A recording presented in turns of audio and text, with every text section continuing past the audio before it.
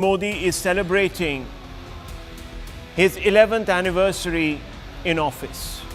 Indeed, on this day in 2014, Prime Minister Modi was elected as India's Prime Minister and took office for the first time.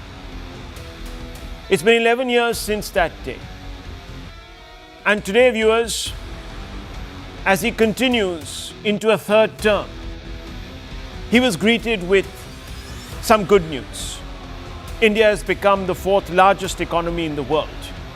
It's a great day to be told that the country is doing well, reaching new milestones under your stewardship. Remember, viewers, we've come a long way. In 2013, Morgan Stanley placed India among the list of the fragile 5 economies in the world. These were economies which had become too dependent on skittish foreign investment to finance their growth ambitions. It was also a time when the then UPA-era Defence Minister A.K. Antony told us all rather sheepishly that India didn't have enough money to buy Rafale jets to defend itself.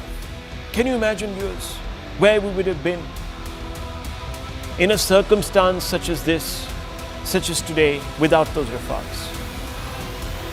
Yes, you heard me right. Viewers, A.K. Antony in February 2014 said, quote, "There is no money for this.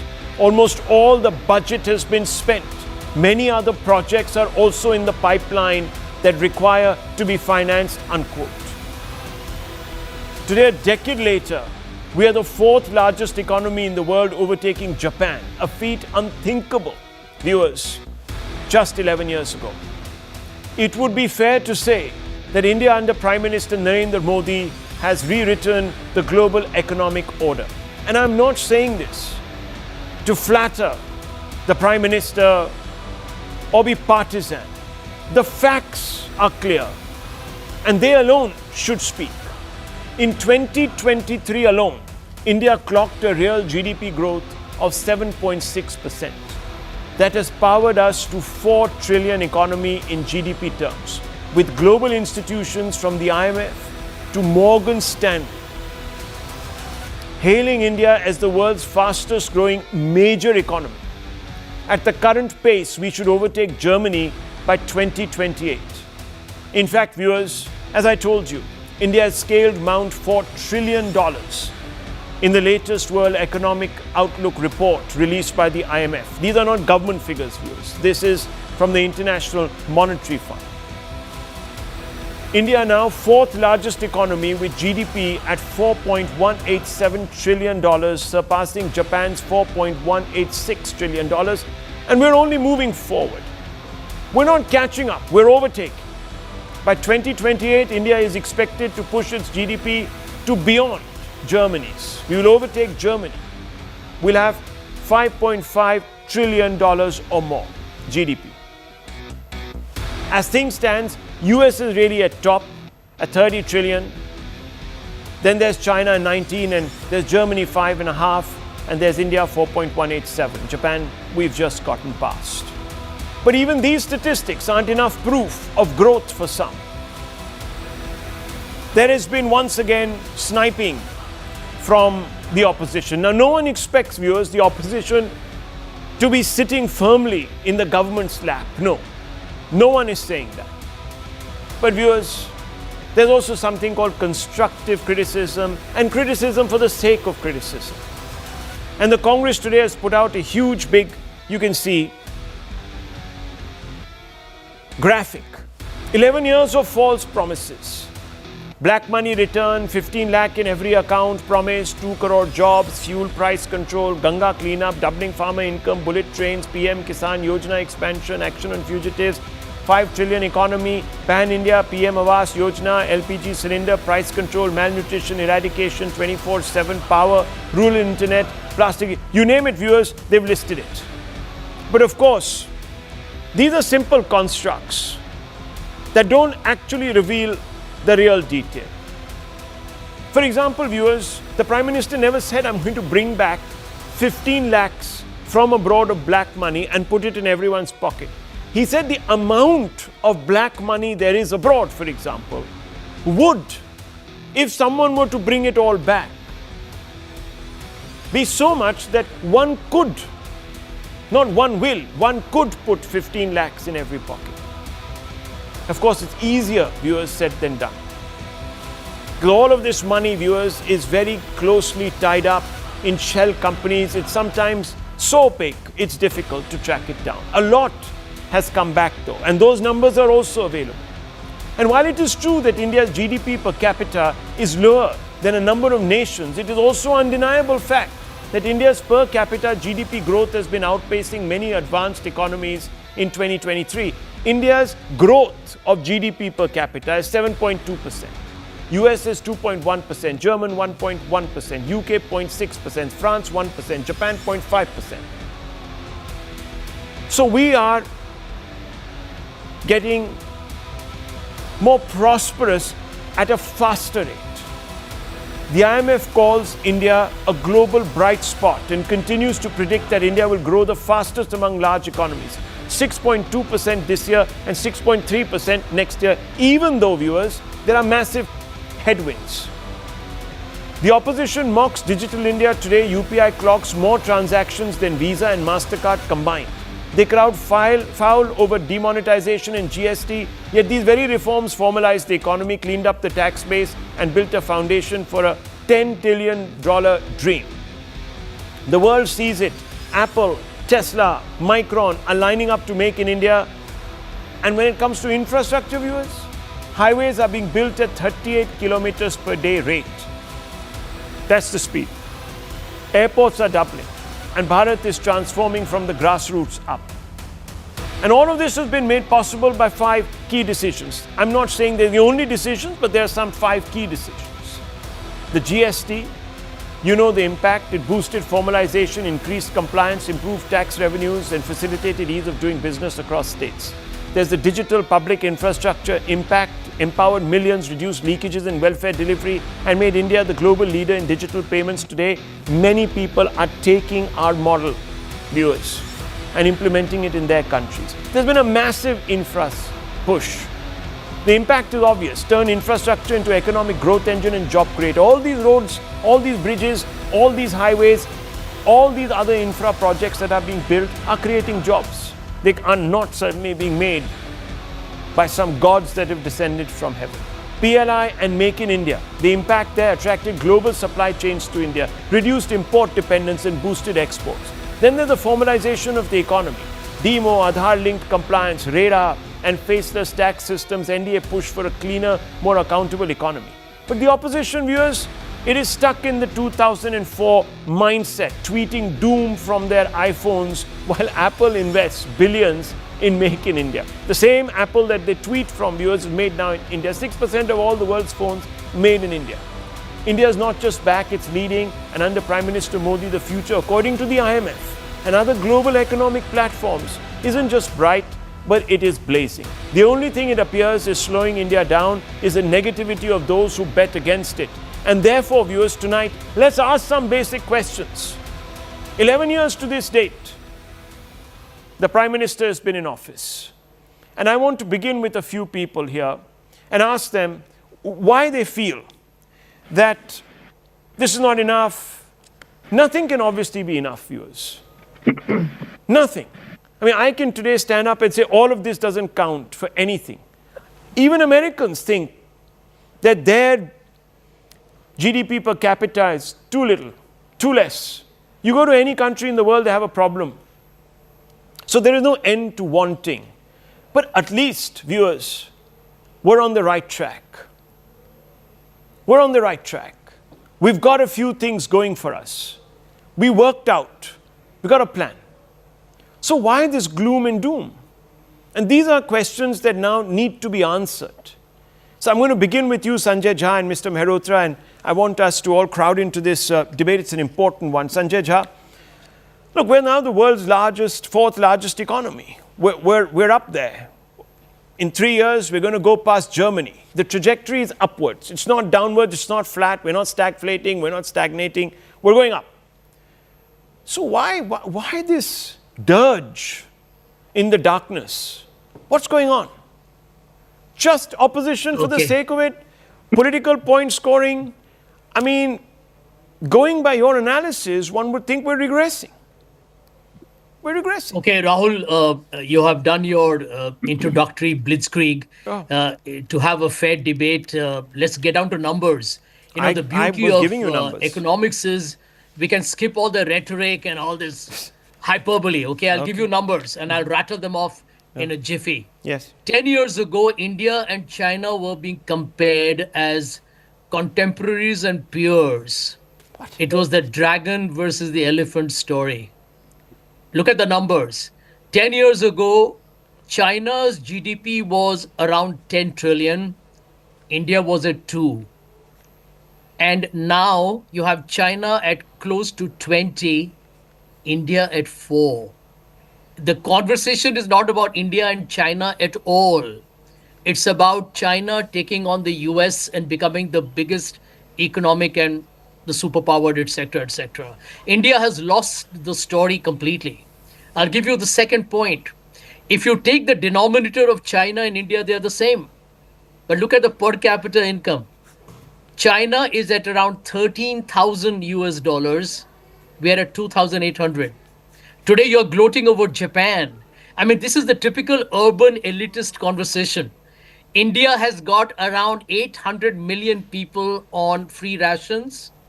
This government fudges data on poverty to say there is no poverty, but it gives free rations to 800 million people. Nobody trusts the data of this government anyway. A fundamental point that I'm sure will be discussed, at least by Dr. Mehrotra for sure. If you look at even COVID data, 4 years after COVID, data comes out that there were excess deaths of 20 lakh in 2021. I have not seen in any democracy the data on death and casualties being concealed for 4 years. Since you rattled off about India becoming highly electronic and death registers are, somebody needs to investigate as to why it took 4 years. Did it have to come after an election cycle? Do you know that the middle class in India is devastated and in serious debt? There is enough of it in the public domain. I won't repeat that.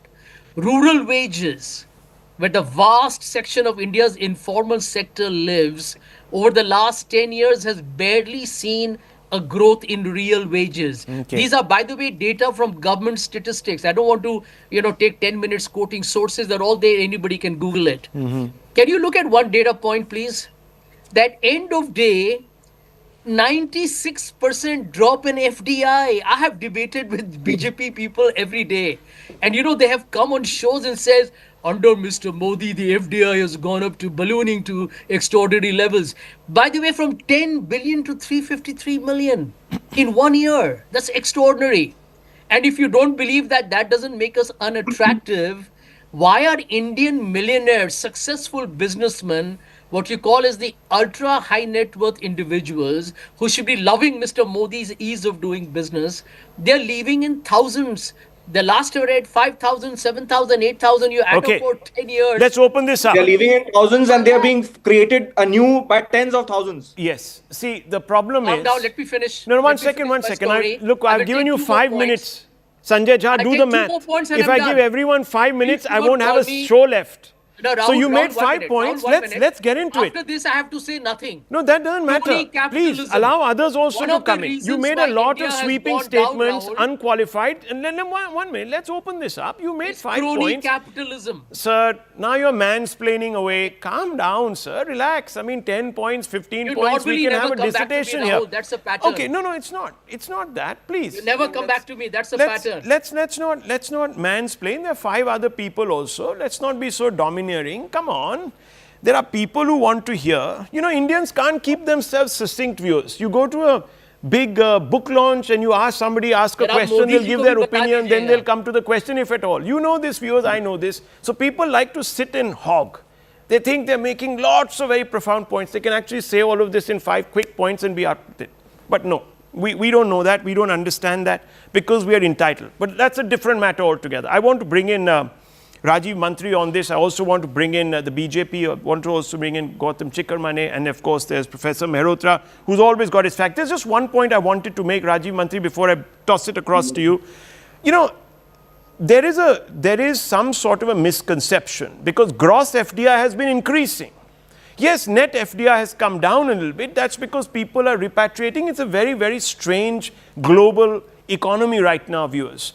And whether you think about Indians leaving, there are a lot more Americans who are investing in Europe and even settling in America or in UK or what have you. There are a large number of businessmen from China that are going all over the place, investing in Singapore, setting up shops. So this actually says that we are becoming more globally mature as businessmen. We can deal in other climates, we can survive in other climates, and that's a good thing. But yes, Rajiv Mantri, a quick few points where we used to be compared with China, no longer. Yeah. Yeah, not just repatriating capital, Rahul. Also, Indian businesses, Indian firms, they are investing globally. That has been on the rise for a long time now. And that is something which is welcome. In fact, I am all for the decontrol of capital flows. We want Indian companies to be going out abroad, acquiring assets, acquiring companies. That is very, very welcome. And this so-called misrepresentation, I would call it, of the FDI position is people can keep crying about it, that it has come down and so on. But it is not such a sensitive thing for India anymore. We are sitting on something like 700 billion of forex reserves. This absurd obsession with how much FDI has come in, I mean, it needs to stop one day because we want, in fact, Indian companies to be investing globally. That's a good point. I mean, I don't think there's an argument against that. Gautam Chikarmane, what do you feel? Mr. Sanjay Jha has listed a huge number of grievances. Is he I could go on, Rahul, but you know, when Sanjay was speaking, I was just trying to stop myself from breaking out into laughter because so many of these tired and failed theses have been repeated endlessly for the last 4 years. They have been rebutted constantly, but it doesn't stop my friends like Sanjay Jha from coming on TV and repeating them yet again, to be busted yet again. He has no data. He has no stats. He's indulging in rhetoric. He has no data. He can't argue with me. There's no point rebutting. No, I mean, your claim is that Indian data is fudged. Rebutting your rhetoric. It's a little. I mean, Sanjay Jha said Indian data is fudged. Don't come here as a bhakt cheerleader. Yeah, if I give you data, you will say it is data is fudged. That's the problem. Chinese data is okay. Indian data is fudged. Viewers pretend that these are the views that should be taken by everyone. So what's the point of debate? Okay. Then he says, I'm giving you government data. I live in the real economy unlike you, Sanjay ji. I live in the real economy unlike you. Okay, then Sanjay Jha also says, first he contradicts himself. He says Indian data is fudged. Then he says, no, but the data is also showing it. So he believes the Indian data when he wants to make a point against the government, but rejects it when the government, when that same government is producing data that gives it a fillip. Anyhow, Gautam Chikarmane. Yeah, respond please. He made some 5 points. Yeah, Rahul, I don't want to get into this tutu meme. I just want to, time is very little, and you said that you prefer people who speak their things in a jiffy and move on. I'm one of those people. So I just have 3 points to make. The first is that we became a $1 trillion economy in 2006. It took us 8 years to become a $2 trillion economy, 7 years to become a $3 trillion, and only 4 years to become a $4 trillion economy. No big deal about this. The growth rate is similar, plus minus a percentage point or two. Except that the compounding is happening right now at a level that was not seen when we were a $230 billion economy in 1991. The point I want to make is that economic reforms have worked. From 1991 onwards, every prime minister has pushed for reforms, barring one or two, where there was political instability. The reforms that began with under constraints are now under Narendra Modi ji working with conviction. He believes in reforms. And I can say this because I have seen him there. You yourself listed out 5 or 6 reforms. I have a whole book on the other reforms that he has done. So reforms are working. Second thing is that this growth has come on lower inflation. Now, when you talk about, for instance, you mentioned that we will cross Germany in 2026 or 28, in 2028. Yeah. That might not be true because you would be looking at only the real rate of return, real growth rate. When you compare countries, you look at nominal growth rates. And in my assessment and my calculations, we will cross Germany in 18 months. because Germany is growing at 0 or negative, while India will grow at close to 10. Because we have a 3.5% inflation, and even if you look at 6.5, I'm taking a very conservative number. So we will cross Germany in 18 months. The task will begin when we cross Germany, because then we will have nobody else to cross until we meet China. And that's going to be a very lonely, solitary journey. There will be no more celebrations. All celebrations that have to be done on growth rates will end once we cross Germany. We have done this on a lower inflation. From 2004 to 2014, average inflation rate was 8%. From 2014 to 25, it's 5%, which means the real growth rate is much higher than what was during the earlier dispensation. And this is not to be politicized. I'm just throwing numbers here. I think this momentum will continue. There are several headwinds, geopolitical being among them, all of which can be handled. What cannot be handled is our own internal contradictions. And here I think all the reforms that have happened since 1991 will get a compounded power. They will compound at a much faster rate once you hand these reforms to small and medium entrepreneurs through compliance reforms. I have been talking about this for 3 years. Jan Vishwas bill has been enacted and notified, but Jan Vishwas 2 is on. I believe that if we continue with compliance reforms, just the way the government seems to be right now, then this growth rate will not only increase, and now I'm talking about wishful thinking. I'm not interested in 6.57%. I'm interested in 9%, 10% real growth rate. And these are not fantasies. These are very, very possible. The textures of aspirations have changed from 1991 to 2025. There is a new aspiring class. You need to give them the tools, get out of the way. And I see India growing even faster, provided these last mile reforms happen, and which in my opinion and observation do seem to be happening. Okay, so let me bring in Mr. Mehrotra, and after that Rohan Gupta. Mr. Mehrotra, Professor Mehrotra, I just have to ask you this, it's important. Should labor codes now be enacted? The 3 labor codes, should they be enacted? They've already been enacted, Rahul. They need to be notified. Should we have payments made to all farmers across the country for their produce, enacted by law? You mean MSP legal for 23 products? Is that what you're saying? Yes, sir. Yes, sir. I mean, isn't that a bit of a digression? I can answer that. I have no issues. No, the reason this is not a digression is because these labor codes, for example, which haven't been notified, are extremely crucial, some would say. This is a big reform, would allow for... Precisely. This is precisely the point. And let me finish, because now you're getting the connect that I'm trying to draw.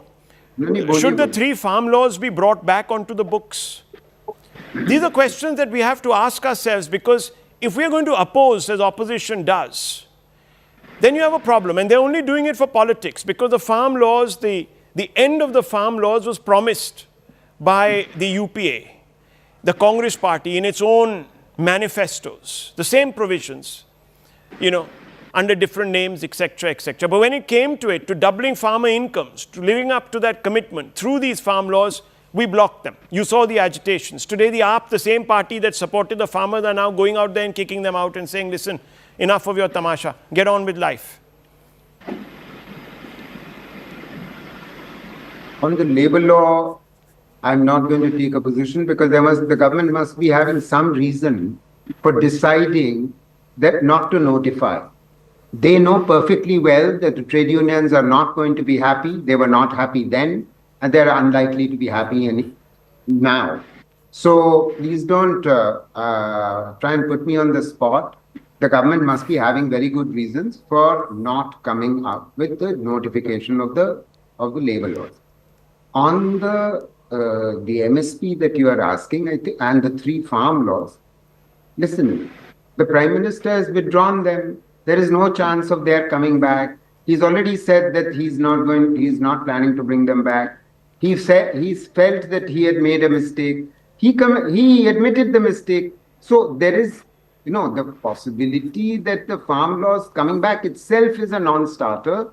So why are we even going there? I mean, you may believe that it was the, next best thing after white bread, but, the farmers didn't think so. I mean, the farmers have a viewpoint, and I think there is some good sense in there that 23 products should have an MSP, and it's not going to cost what you and your anchor colleagues have on the channels been telling the world that is going to cost 10 lakh crores, 20 lakh crores, nothing of the kind. The fact of the matter is that the government is supposed to come in on the MSP if and only if the price drops below the announced MSP. Only if the market price drops below, and if the market price drops below, then the government intervenes and buys, and then as a result of the government's entering into the market, the prices rise again, and then the government stops buying. As a result of that, the total cost estimated for 23 products is nowhere more than 30 to 40,000 crores per annum. And imagine what the implications of that, Rahul, are. You're a very sensible kind of anchor. At least you don't allow people to heckle and so on. So you're allowing me, thankfully, to make my point. The fact of the matter is that it will enable the Punjabi farmers to diversify. If you have 23 products receiving an MSP, not just rice and wheat. If only rice is continuing to receive a assured price, the Punjabi farmer will continue to behave in the way he is behaving. It's an irrational behavior. They know it's irrational behavior. And so let me stop there. But I thought that this discussion was about, we are doing the greatest of, and so on, because you made out a list of wonderful things that have been done. And I have some questions about that, Rahul. If you permit, I'll say some things about them. You talked about the GST, its improved revenues. Telling us about improved revenues in absolute rupee terms doesn't tell you anything. As economists, we only measure revenues as a proportion of GDP, and we know that the GST revenue as a proportion of GDP is exactly the same as it was when 2017 the GST came into existence, when all the other 17 taxes were in place. Point one. Point two, infrastructure. Yes, I agree with you. There's been a significant increase in expenditure as a proportion of GDP on infrastructure. However, most of this infrastructure investment is now being done by the center, not by the states. 2/3 of all investments by the government used to be done by the states, and that's at a smaller scale, and therefore creates jobs. And because it creates jobs, it leads to a multiplier effect. Unfortunately, the infrastructure investment by the center is only in highways, airports, and which are highly capital intensive, don't generate jobs. Manufacturing, you say we are doing brilliantly. Manufacturing as a proportion of GDP has actually come down from the 17% prevailing for 25 years to 13%. It's not rising. Manufacturing employment has actually fallen in absolute Okay, so you're talking about three formalization. 91% of our workers are informal. 95% of our enterprises are informal. I'm sorry. 95% are informal, he says. Digital infrastructure has come into existence. Fantastic. Okay, so 4 points. Okay, 4 points. You made four points on the issue. You see, viewers, I always believe that you can't park the reform argument outside of this discussion, because reforms are the ones that create the buoyancy in the economy. They are the ones who propel the economy. If you're going to constantly block reforms just because Punjabi farmers, and you see the cat came out of the bag, just because one small section of farmers had a problem, we must stall all reforms. And I don't agree that the BJP pulled back on the 3 farm laws. I think they should have pressed on. But then, viewers, you saw the scenario. The Prime Minister was being accused of being a fascist dictator. All sorts of influencers with all sorts of agendas started jumping on. And today, of course, those very parties have disowned those farmers. But anyhow, let's not go down that route. That's the reason I posed that question. If the opposition is not even going to walk that extra mile, they're going to hold the country, viewers, to ransom. And we're not going to have the reforms. So the problem also lies with the opposition. They want those reforms blocked so the economy doesn't do well so they can score points against Modi. That's the problem. And that is the vicious circle. And it happened earlier also. I'm not saying that the BJP didn't resist some very good reforms that were brought by the UPA. That also happened. Because it's politics. But anyhow, I just want to quickly bring in Mr. Mantri once, very quickly, wanted to make a point, and then I want to bring in Rohan Gupta, the national spokesperson of the BJP, on some of the points that Mr. Mehrotra made. Yes, Rajiv Mantri. Yeah, so on GST, Rahul, so GST, when it was implemented, was a massive indirect tax cut. And the fact that after giving a very large indirect tax cut, the fact that the indirect tax revenues as a percentage of GDP have continuously risen only points to the formalization of the economy. The fact that more and more firms are registering, obtaining GST numbers, paying the due indirect taxes, which was being evaded earlier. They are leaving the cash economy, they are getting formalized as firms, and they are being part of the value chain of the GST inputs. So there is no escaping this. I mean, this is a very, very strong lived phenomenon. Countless like proprietorships, countless partnership firms of all sizes have joined the tax net.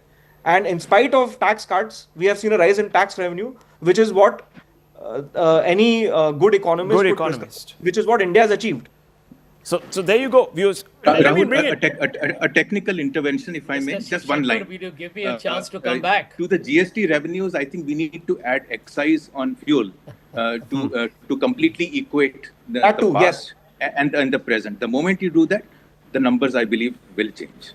Okay, that's an important point actually. Rahul, very quickly, Mr. Rohan Gupta. 1 second, Sanjay. 1 second. Let Rohan Gupta come. He hasn't spoken at all. He's waited now. You know, you would have been very upset if I made you wait 29 minutes. Yeah. So let him have a say, please. Rohan Gupta, I'm sorry to have kept you waiting. In fact, more than 29 minutes, actually 33 minutes, because we start this program 5 minutes before 9.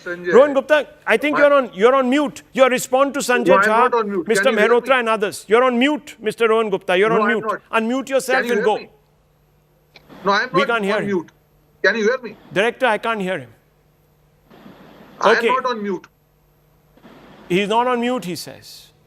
I can hear him, Rahul. I can hear him. Okay. I can hear him. Okay. I can't. I don't know why the viewer is not being able to hear you. Okay. Can you hear me now? We can hear you now. Go ahead. Yes. Okay. So my old friend Sanjay, he has been out of Congress since long, but his habit of changing goalposts and misrepresenting number has not changed. See, you have to be correct when you speak about numbers. And I'll tell you, whoever knows economics, the biggest parameter of GDP number is the PPP, purchasing power parity. And if you see the numbers, if you apply PPP there, India is number 3 at 16 trillion.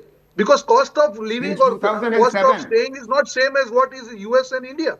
Right. So when you say the numbers, you have to be very, very correct, Sanjay. Our GDP has doubled in terms of nominal, and in terms of PPP, we are number 3 in world. So you need to understand that how the India is growing. If you see any other parameters, India has represented robust growth in last 10 years because of the political stability also. Whether you say Make in India, we have seen the strength of Make in India very recently. Unemployment numbers, if you see Refer Economic Survey 2025, it has come down to 3.2. Inflation 3.5. So if you see the growth, it is a robust growth, which is all the sectors of the society. If you see banks, the NPAs are the historical low. The profits of PSUs is historical high. So, and if you see the share markets, they are doing extremely well. So when the whole economy is, in a situation where we feel that yes, we are proud of this kind of economic situation where the platform is such that we are going to grow multifold, you cannot criticize. The numbers are there. You can misrepresent the numbers. But at the end of the day, if you see the overall atmosphere, you should at least, even you are in opposition, you are not technically in opposition, but still you should at least admit where things are right. Otherwise, people will never trust you. All the numbers I have said, you cannot challenge any number. But my friend, when you criticize something, you have to see what is the history. You see last 10 years, 2004, 2014, what was the inflation? Average inflation was 8.9%. What was the per capita income? You just check it there. So my point here is, either when you compare apple to apple, you compare it properly. When something is right, you should be able to, even if you are in opposition, you should not criticize each and everything. Otherwise, people will not trust any of your statement, even if they are right. Well, there's been a surge in infrastructure development. National highway length has nearly doubled from 91,000 kilometers to over 1.4 lakh kilometers. And I think Mr. Mehrotra said there has been significant infra development. He used that word significant, not massive. Electrified railway tracks have been increased from 21,000 kilometers to 40,000 kilometers. Udan scheme made air travel accessible in tier 2, tier 3 cities, adding 74 new airports. It's all around us. Digital transformation, financial inclusion. Remember, Rahul, have you seen some of the op-eds that have been coming out Yeah. asserting that India is building too much infrastructure? I've been reading some that. of those? The Chinese trap is what Imagine they're calling where it. we have come as a country. Yes. Imagine where we have come from being an infrastructure-starved Don't economy. worry, Rahul, I'll Today tweet we it. have That is certain part of my intellectuals. response The only on thing Twitter, that don't worry. appears, hang on, that is slowing India down is the negativity of those who bet against it. And I can say that, viewers, with great clarity. I'm saying that there's constructive criticism, bring it on. But let's not spin it constantly with political invective. Viewers, that really becomes a bit complicated. Let's just move on, because I have an important story to go to. It's really, viewers, it's really unfortunate that a Prime Minister who has redefined the rules of global military engagement has been forced to give a clarification. Anyone with even an iota of patriotic sentiment would have no hesitation in stating that Pakistan had been bludgeoned into submission by Indian military strikes, especially when there was video proof of the hiding Pakistan has got. But sadly, for the main opposition party, the Congress party, the truth isn't nearly enough. And so the Prime Minister is having to underline the facts. The Prime Minister has come out and said, viewers, this. Now listen very closely to what he said. Pakistan के हमले का जवाब हमने इतनी ताकत से दिया कि उनके सारे एयरबेस आज भी आईसीयू में पड़े हैं, आज भी आईसीयू में पड़े हैं। ये हमारी सेना का सटीक ऑपरेशन था। कुछ ही घंटों में पाकिस्तान ने सफेद झंडा फहराना शुरू कर दिया। उन्होंने कहा कि हम गोली नहीं चलाना चाहते। हमने कहा हम तो पहले भी कह देते थे भाई, सुख चैन की जिंदगी जियो, रोटी खाओ, वरना मेरी गोली तो है ही। Well, viewers, the Prime Minister's first clarification on exactly who initiated the ceasefire by throwing in the towel or waving the white flag should put paid to the claims made by Rahul Gandhi, who at one end doubted the forces and at the other concluded that the NDA tipped the Pakistani army off. You remember what he said? Will JJ explain? Jaishankar explain why has India been hyphenated with Pakistan?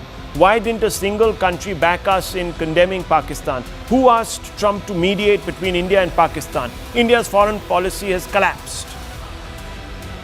He said, Jaishankar's silence on informing Pakistan isn't just telling, it is damning. How many Indian aircraft did we lose because Pakistan knew?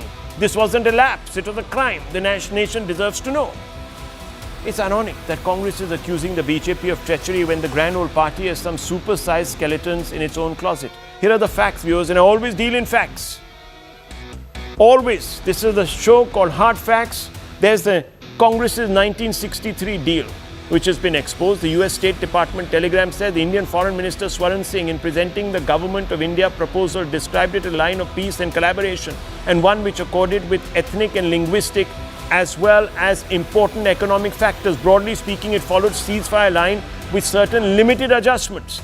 In the central sector, it straightened out the Poonch sector, and in the Muzaffarabad and district, it followed the Baramulla district boundary, thereafter following the line of Kishanganga and watershed to south of Kishanganga, a valley leaving all of the valley and certain areas to Pakistan as quid pro quo.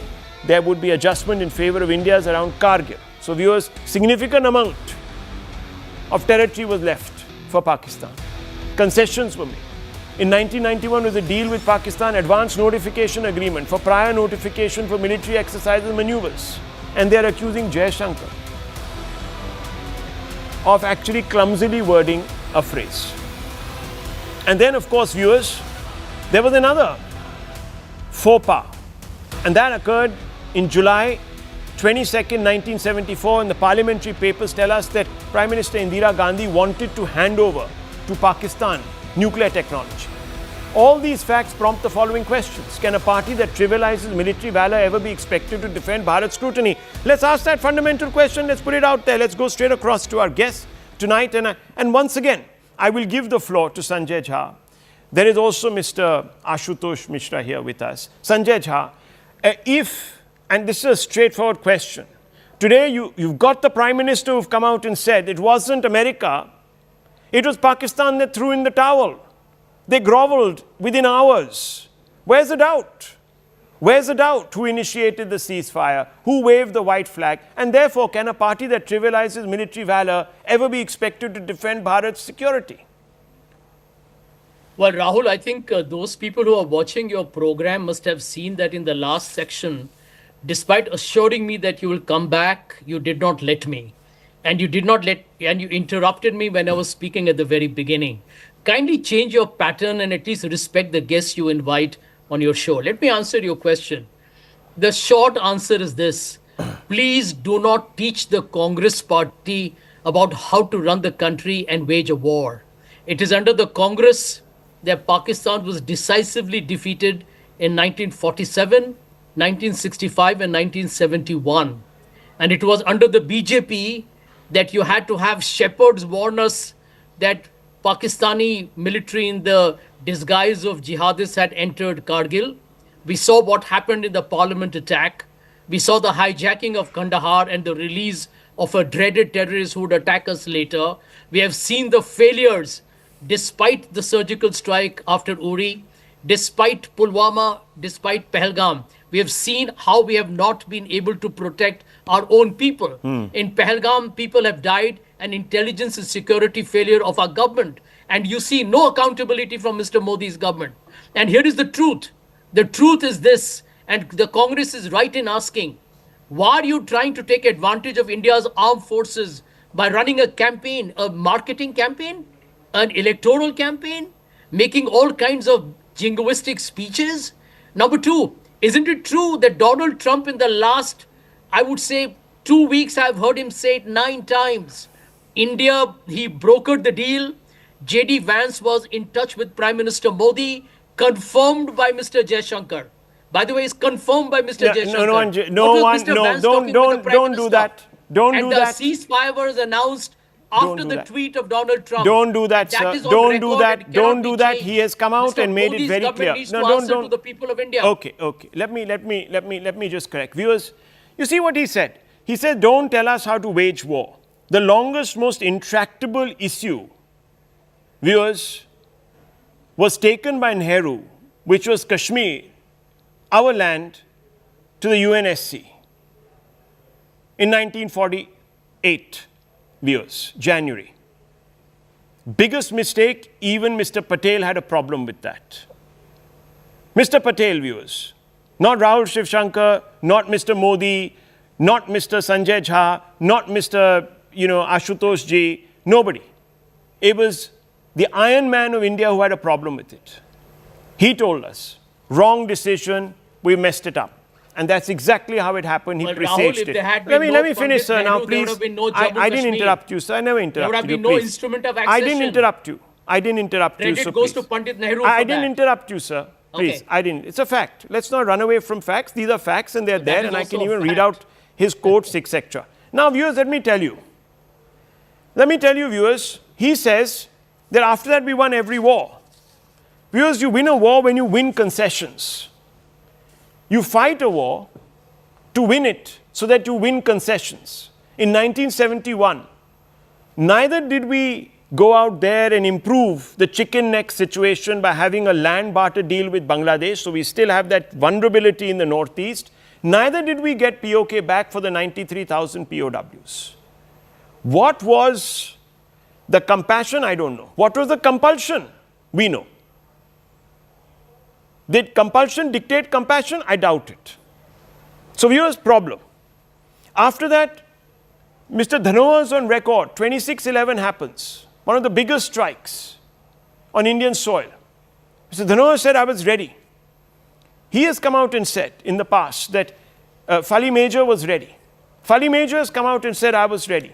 I wanted the Congress government at that time to give me a grease signal to cross the LOC and bomb out the terror infrastructure. I was denied.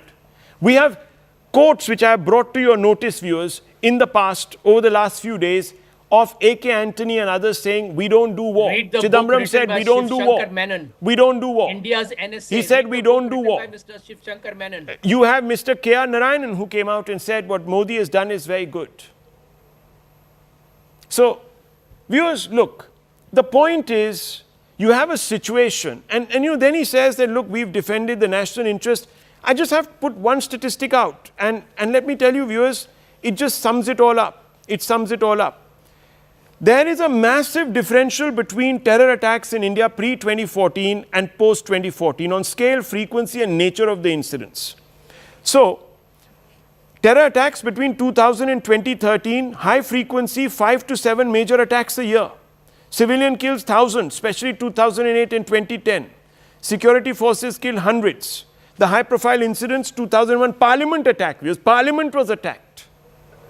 Okay. 2005 Delhi blasts. 2006 Mumbai train blast. 2008 26/11. So under the NDA as well as under the UPA before Modi was on the scene, India was open for being bled. And I'm not making any distinctions. I'm being very honest here, viewers. Vajpayee government wasn't the best at their job either. 2014 to 2024, lower frequency of high-profile strikes. Name me one. Fewer total deaths but major spikes. High military casualties in some attacks. Remember, Pathankot, Uri, Pulwama. And now, of course, viewers, there has been Pahalgam. Sit. And you have had a situation where urban terrorism, Naxal violence, everything is down, to the point that people are now saying that, oh, we should not be even taking, what are we doing? We are violating human rights by not giving these people a long lifeline, let them survive, let's have a dialogue with them. So I can't understand. Why is it, Mr. Ashutosh Mishra, that pacts with Pakistan, I mean, you have these pacts and then Congress assumes the moral right to stand in judgment of someone else. How can that be possible? I've shown you the pacts. It's black and white. So, since you're talking about black and white, the one that you showed, the first one about 1963, tweeted by Nishikant Dubey, is from Karachi. So now, and it's by American talking to his own person in Washington. So you now trust Americans more about what they say about India. Why don't you then trust Trump saying that he was the person who initiated this ceasefire and it was his straight twist that got Modi and Munir to fall in line? Mr. Ashutosh Mishra, okay, let's discount that, fair enough. Let me ask you a question. How many POWs did we have in 71? I know what you are coming to. The So, thing is, simple. you should I mean, remember. it's a simple question. Okay, let's You talk showed about that. Mehrbani Let's talk there. about that. After Arre, that, let's talk you about couldn't that, even na. trade for... There was one Indira Gandhi fighting against the whole world. So there's one Modi fighting against the whole world. You say that Modi is getting no support from anybody. Your BJP people have been saying that the whole world was behind Modi. Indira Gandhi had No, one one second. standing with her. Excuse me. And I'm sorry. none of The those people Congress who are has been supposed saying to be behind constantly that we Modi have had have nobody in our support. criticized Pakistan at all. Only Israel has been in our Taliban support, they have said. supported Come on, Mr. Ashutosh Modi's Mishra, government. don't change the goalposts. Arre, Just- BJP spokesperson, you speak to them, na, they keep claiming this. They keep mocking Congress over this. That why did Indira Gandhi return these people when she It's had a to fact. go to Russia? We went to the United Nations Security Council to arbitrate on Kashmir. When Because Mr. we were Patel said, fighting- don't do we it, I were beg you. fighting the Americans who were behind the Okay. Pakistan. Kissinger, remember Henry Kissinger and how he hated Indira Gandhi. And that's why Vajpayee ji called her Durga. Okay. And that's Vajpayee why ji when called you her even Durga. that's why when you hear Narendra Modi, Okay. you feel sorry that here is a person who Okay. is confusing jingoism with nationalism. Okay. Who thinks So that viewers, only Modi ki goli. viewers, just listen What to is this. Is this Listen to being- Ashutosh is this Mishra. Ashutosh self-promotion? Mishra, what would you have wanted? You wanted Pakistan completely bombed to smithereens so they could launch a nuclear attack on India. What was the end game according to you? So now you are saying that I'm we are asking you, afraid what of is their the end nukes? game? Are you that afraid of their nukes? What is the end That's game? what you are saying? What is the end game? Why are you saying? What is the end game? That's the American. What is the end game? Viewers, the end game was the following: that Pakistan came and asked us for a ceasefire. What does that tell you? Who comes to the table offering a ceasefire and waving the white flag? A defeated personality. Viewers, so much so, and I just want to show you a visual. Today, Pakistan's air chief, air marshal, the new, not air marshal, sorry, field marshal, sorry. Hawa mein wo field marshal, that's why I put in air marshal there. Field marshal, let's show that picture. There, viewers, he's presenting a picture to guess whom? The Prime Minister of Pakistan, Shehbaz Sharif. Shehbaz Sharif, viewers. This picture, he tells Shehbaz Sharif, is of Pakistan firing ballistic missiles. He's fooling his public, viewers. Ballistic missiles at whom? At India, and destroying air bases in India. It turns out to be a fake, viewers. This is a Chinese missile test conducted in 2019. This is a fake. There's a before and after. We haven't done that treatment, viewers, but there is a before and after. If you just go on to social media, you see it. This is what Pakistan has been reduced to. The person who has christened himself Field Marshal is giving the Prime Minister fake picture because they have nothing to show. And today we believe, viewers, that India conceded the high ground because some Trump has come out and said it. Today the Prime Minister has had to come out, viewers, and set the record straight. In which country would a Prime Minister have to do that when the proof is so obvious? But anyhow, let me bring in Rohanji. Rohanji, would you like to respond to both these gentlemen who say that you messed up? Rahul, I think this is a typical issue of the mindset of opposition, right? The whole country has seen. At least this time, they are not asking for the evidence. And look here, irony. The country which has completely lost it, they are showing something which are the fake picture. And they are asking for evidence from BJP. I'll tell you why they are not trusting our army. On 11th, our DGM the army, please don't equate yourself with the army. Sir, one second, Mr. Mishra. I'll ask you a simple question, Mr. Mishra. Bombing nine airfields, including, one second, Mr. Gupta, just 1 second. Mr. Ashutosh Mishra, bombing 9 airfields. You can see some of them, air bases, etc., bombed. Even air defense units bombed. Our nuclear power. Can you name me another country that has done it against a nuclear power? Rahul, let me complete, Rahul. Just 1 second. 2. Secondly, important point, Mr. Mishra. You don't believe this is a big deal? I believe what my air marshal said. Do you believe it or do you not? Our work is to hit that target, not count bodies. And they have never claimed, like Modi, they don't go on some hyper PR exercise. He's not doing a PR exercise, he's quoting the facts. And those are on air. But viewers, they will believe Pakistan. Yes. That today cannot show a photograph like this. They have to fake the photograph and look at the fake they're putting out. Can you believe it, viewers? You are giving the field marshal is giving a photograph to his prime minister which is fake. Which country does this asinine nonsense happen? Except a country, viewers, that has nothing to show. And the Congress today is siding with this lot of losers and liars, fakers. This is how desperate we have become to win political points. Yes, Mr. Rohan Gupta, respond please. See, Rahul, this is the irony of this opposition. They don't trust our army. DGMO India told that Pakistan DGMO, please don't speak it with Rahul. Please don't allow him to speak like this. I don't do debate like this, Rahul. He has to keep quiet. Mr. Mishra, let him finish his point. Mr. Mishra, let him finish his point. Please let him finish his point, Mr. Mishra. Let him finish his point. He never interrupted you. I'll have to know your fader. I'm counting till 3. 1, 2, 3. Yes. Indian DGMO clearly told that Pakistan DGMO approached him at 3:35 and showed that we want to stop it. You will not retaliate. And we agreed. Still, they are saying they are asking questions to Mr. Modi. The same Trump government just before 3 days claimed that we will not intervene. India and Pakistan will solve. And after 3 days, you are starting that statement. The Pakistan, they don't have evidence. And you are asking for evidence from the government. Government has shown all the pictures. Sena has shown all the pictures. And still you are asking for evidence. Your statements are run on Pakistan media. How are you? You have to understand that you are completely losing the trust of people because of this approach. And you are asking questions. You kept Mr. silent Jha. on 13. Just give me one minute.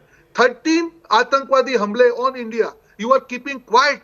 Your Prime Minister was saying that we have come to Bombay just to see that the people who have suffered to get the proper treatment. And you are asking questions. You handed Mr. over Jha, in let me ask you a question. Do you agree? You did the Sindhu Jal Samjhauta. Why? Okay. Do you agree with Mr. Kharge when he said this was a chutput? This was a Operation Sindoor was a chutput action. These are his words. Do you agree with him? Yes or no? You know what the viewers need to know? Sir, please answer the question. Yes or no? Where are the 4 terrorists? Sir, yes or no? Do you agree with Mr. Kharge when he said this was a chutput action? That Operation Sindoor was a chutput action? Yes or no? Where are the I'm asking you, do you agree? Do you agree with Mr. Kharge when he said that Operation Sindoor was chutput? Sir, will you answer the question? Yes or no? Do you agree or do you not agree? Why? Do you agree or do you not agree? Do you agree with Mr. Kharge that this was a chutput action? Yes or no? Who is accountable for Pahalgam? Sir, yes or no? Who is accountable for Pulwama? Was this chutput? Yes or no? Okay, viewers, Sanjay Jha is not going to answer this question. This tells you that the Congress party has no respect for the valor of our security forces. They dismissed a very, very game-changing military operation as a chutput. Ashutosh Mishra, do you agree with this statement of Mr. Kharge? Yes or no? I would disagree with Mr. You would disagree. Kharge. I'll leave it at this, viewers. No, I'll leave it at this. He will disagree. He will disagree. So it's not chutput. So it obviously is a big operation, viewers. If the Pahalgam terrorists had been killed. Yeah. That's had been killed. Okay. I leave it at this, viewers, because there is no other thing that one can say with any real conviction. But I just want to very quickly, viewers, leave you with that photograph. I can't even tell you. Just show that photograph once again, Director Saab. I can't even tell you how silly Pakistan is looking today. It's looking even sillier than it did about a week and a half ago, when its 2 most visible leaders, Army Chief Munir and PM Shehbaz Sharif, stood on top of tanks to brag about winning a contest against India, except they forgot that tanks weren't used. Today the duo have been outed for even more brazen fakery. Look at those pictures on your screens. That's Field Marshal Munir. He is seen gifting Prime Minister Shehbaz Sharif a poster portrait of a Chinese action of 2019 and passing it off as a Pak army action during Operation Sindoor. I'll leave it at this, views.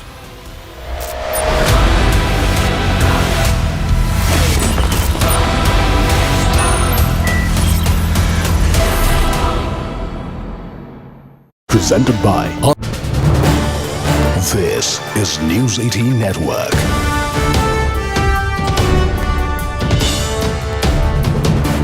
India's largest news network.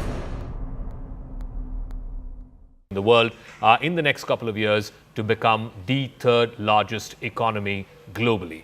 Joining me now is Dr. Sanjeev Sanyal, economist and member of the Prime Minister's Economic Advisory Council. Thank you very much. First of all, many congratulations. India now the 4th largest economy officially as per the IMF's outlook that came out over the weekend. What is fascinating, though, is the speed at which it has happened. Every trillion. The first trillion got crossed in 2007. The second trillion took another 7 years from 2007 to 2014. Then the next trillion from 2014 to 2021. But the last trillion, that is from 3 trillion to 4 trillion, has gone in just the last 4 years. What would you attribute this faster pace of growth to, so much so India is now the 4th largest economy in the world? Well, welcome to the joys of compounding. As with any kind of compounding, it is the result of now some 35 odd years of sustained growth. But what is interesting is that in the post-COVID period, India has not only grown at a consistent pace, but by a very large margin over other large economies. So growing at somewhere in the 6 to 7% range consistently, when many countries, most countries in the world are struggling to even manage 2-3% growth. In fact, countries like Japan or Germany are barely growing at all. So this is a situation where clearly this compounding process is now really flicking into our favor, and we are able to generate these kinds of expansions. But Mr. Sanyal, one thing, of course, is that we're number 4 now, and if we continue in the same trajectory, 6% plus growth over the next couple of years, the expectation is that India would surpass Germany by the middle of 2027. Germany is currently growing at under 1%, and India is growing at over 6%. But it also comes at a time of intense, economic uncertainty, particularly on the trade front. You've seen the Trump tariffs, etc. What do you reckon are the headwinds between now and, let's say, 2027, when India is expected to surpass Germany, that could be an impediment in this fast rate of growth? Well, there are two parts to this. When you're talking about international headwinds, do remember this is about relative performance when you're talking about rankings of economies. So if it's hurting us, it's also hurting Germany. So from that limited perspective, international headwinds don't really matter because both Germany and India face it. So we are growing at 6%, they are growing at less than 1%. So in that sense, in about 18 months to 24 months, we will surpass them. But in absolute terms, this is an issue. We are, growing at somewhere in the 6.5% range. But of course, despite the fact that we are the world's 4th largest economy now, in per capita terms, we are still quite poor. So we would like to grow even faster than this, perhaps over 7% a year. But it's difficult to do this under these circumstances. So, if in purely from a ranking perspective, it might not matter. But in terms of Viksit Bharat and our ambition of becoming a developed country over the next quarter of a century, this uncertainty does matter. So what needs to be done to amp up that per capita income growth? Because India is currently about $2,500 per capita. China is probably 5 times more than that, more than $10,000 per capita. And in a big country with a young population, a large young population, how do you amp up that particular parameter? So first of all, we are no longer at 2,500. We are now somewhere around $3,000 per capita income, which is still low, and there too this compounding process will matter. So of course, I point out to them that in order to have higher per capita GDP, you need to have larger GDP.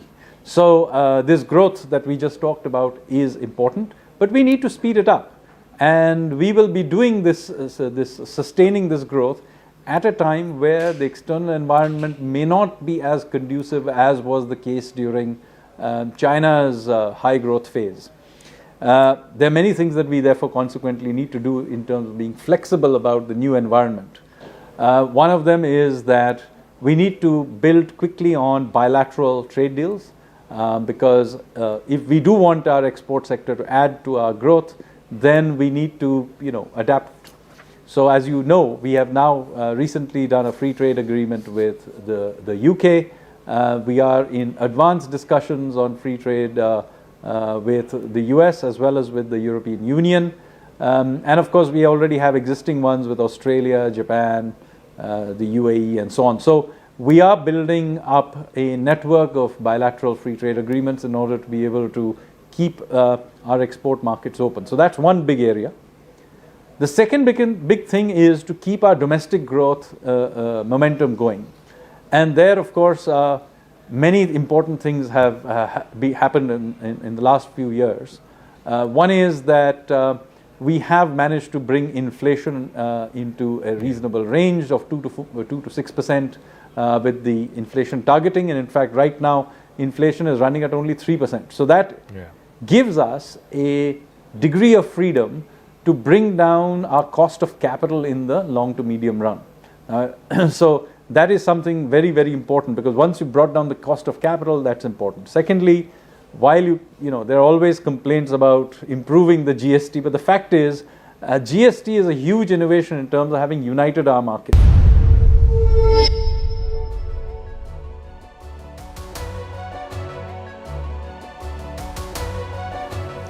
Hello, Namaskar. This is First Post and you're watching Vantage with me, Palki Sharma.